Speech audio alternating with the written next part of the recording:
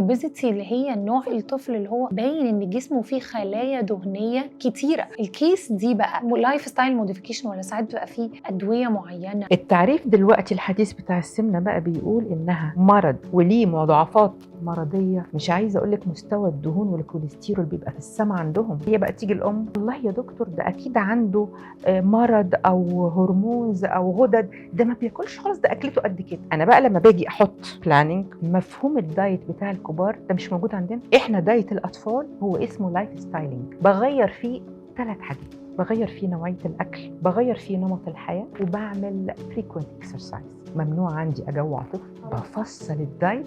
يعني أنا لو عندي 4 حالات أطفال سمنة في العيادة، كل واحد الدايت بتاعه مختلف تماما. لازم تعرفي نظامه ويومه وإيه اللي يمشي معاه عشان تضمني إنه هيكمل.